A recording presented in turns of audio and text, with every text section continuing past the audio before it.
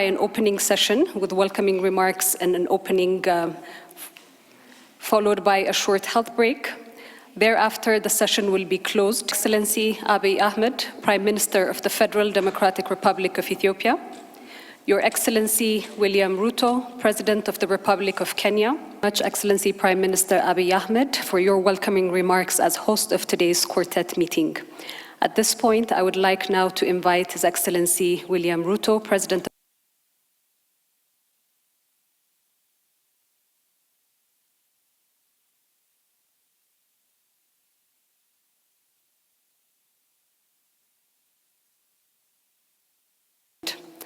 Allow me to continue to the first opening session in which media will be allowed to document.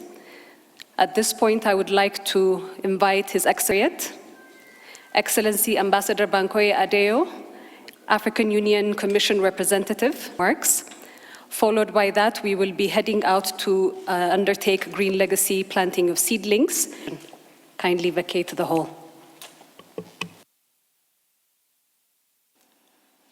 On 12th of June 2023, the IGAD Assembly of Heads of State and Government, having considered the situation in Sudan, established a high-level IGAD mechanism of four, the quartet, to engage in an effort to resolve the situation in Sudan.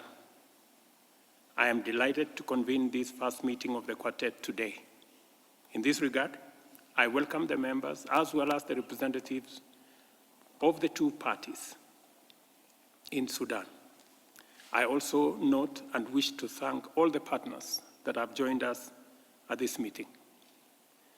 Pursuant to our decision in Djibouti, our Ministers of Foreign Affairs convened on the 19th of June this year.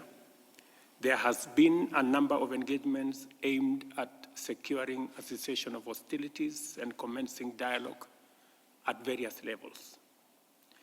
During this period, I have also undertaken consultations with a number of neighboring countries, including Egypt, Eritrea, Chad, Central African Republic, as well as the African Union Chair, the President of Comoros, and of course, many hours of planning with my brother, Prime Minister Abiy.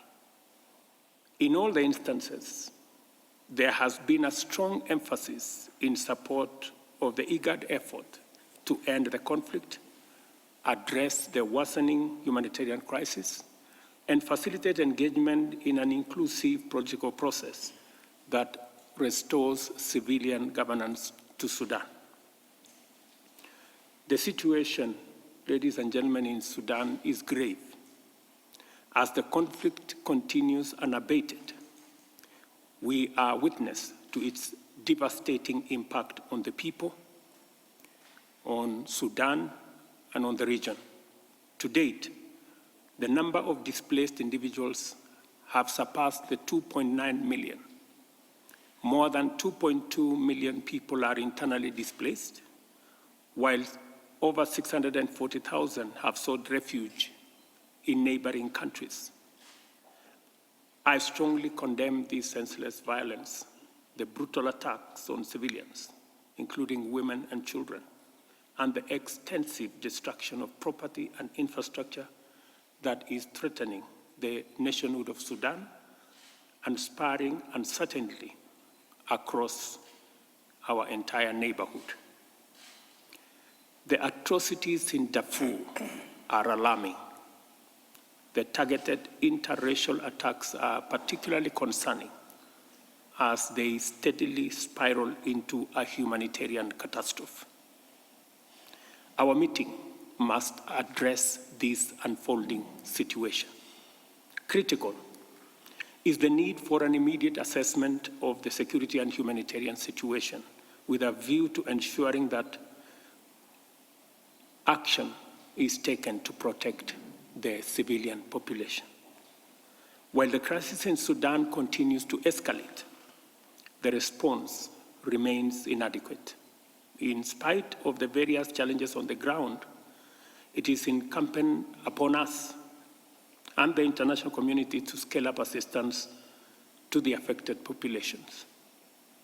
Given the negative effects of the crisis on the ground throughout the Horn, the Red Sea and the Sahel, humanitarian assistance should also be extended to the neighboring nations with a particular focus on the vulnerable groups, including women, children, and people living with disability.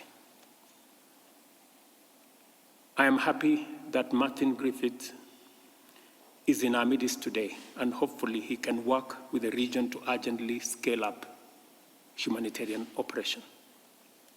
Despite several initiatives to silence the guns, including the JIDA rounds, for which we as a region thank the United States of America and the Kingdom of Saudi Arabia, the conflict, however, continues unabated, threatening to fragment the Sudan. We must not allow such a tragedy to happen. As we all know, violence begets violence. Our meeting must call for the immediate cessation of hostilities. Failure to do this, we must also consider the next steps, including measures to protect lives and guarantee humanitarian access. Our mechanism also has a mandate to undertake concrete steps in support of an inclusive civilian Sudanese process towards sustainable peace. Our meeting needs to pave way for an unconditional ceasefire that facilitates unhindered humanitarian access and ensures protection of civilians, stops loss of life, destruction of property, and critical infrastructure, and enables the people of Sudan to access public services.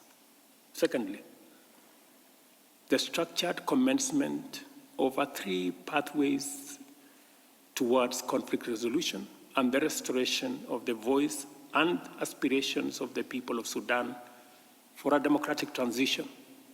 And I recommend as follows.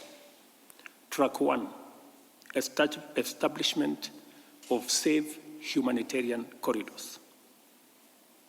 2, mediation between the leadership of SAF and RSF so that we can stop the war.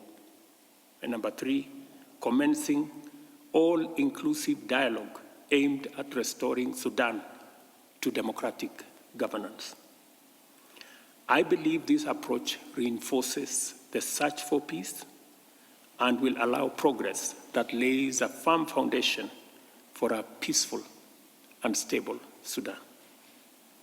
I appreciate efforts made by the IGAD heads of state and government, both collectively and individually, as well as our partners, notably the United States and the Kingdom of Saudi Arabia, for standing in solidarity with the people of Sudan during this crisis. We cannot fail in this endeavor. I therefore look forward to our engagement, providing a roadmap towards a lasting and sustainable peace in Sudan. It is almost 12 weeks since intense fighting erupted in the Republic of the Sudan between the Sudanese armed forces and the Rapid Support Forces. We're gathered here today to take stock of developments in this unfolding crisis, which continues to deeply concerning as time passes. We also come together today to point a way forward that will stop the current devastation and clear a path towards attaining durable cessation of hostility in the Sudan. Hostilities that worryingly began in densely populated centers of Khartoum have now spread across the country, triggering a number of related incidents. We are witnessing the internal displacement of more than 2 million people and more than 500,000 fleeing to neighboring countries. Widespread looting and crime against civilians is being reported, due to the ongoing violent conflict. The immediate humanitarian situation itself is quite dire, while the future of the country and that of its great people is greatly threatened. Excellencies, regionally, the consequences of a protracted conflict in the Sudan will be grave for neighboring countries. The Horn of Africa is still coping from the economic impact of the COVID-19 pandemic, from repeated droughts and climate change-induced problems, as well as from the effects of the Russia-Ukraine crisis. The conflict is set to further fuel the threat of terrorism within the region by thriving on the weakening governance and security system of the Sudan. Many illegal non-state actors vying to exploit the current instability will aggravate an already shaky situation for the Horn region and the Sahel. Hence, the continued instability of Sudan is without a doubt a great threat to our region. At the global level, the appetite for and focus on the Sudan crisis is distracted by other competing crises. Therefore, it's incumbent upon us and the IGAD to take the lead in resolving the conflict in Sudan, in concerted effort with the African Union and the wise people of the Sudan. Our gathering under the auspices of the IGAD during its 14th ordinary session provided some momentum towards resolving this crisis. While it may not be a perfect process and face some challenges, it is nevertheless the most viable option for parties to the conflict to utilize to their benefit.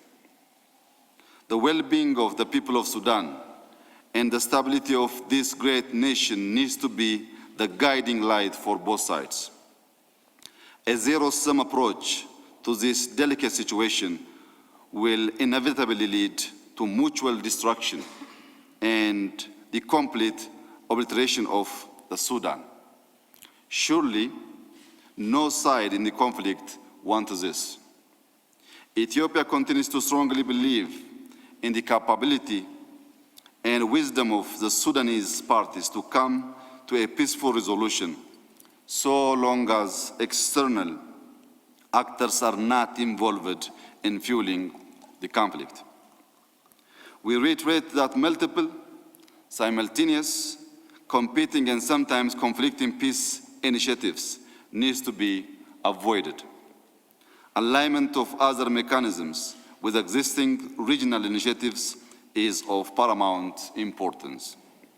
Ethiopia encourages and calls upon those in conflict to open a direct channel of communication under the patronage of the peace process quartet formed during the IGAD Assembly of Heads of State and Government before the situation spiraled further out of control. As neighbors and sisterly countries with intertwined fates that are destined to grow and thrive together or decline into the abyss, I add my personal voice emphasizing to both sides that now is the moment for reasoning, the time to put one's self-pride aside and come to the table. Any later, and all parties to the conflict become complicit in destabilizing the entire region.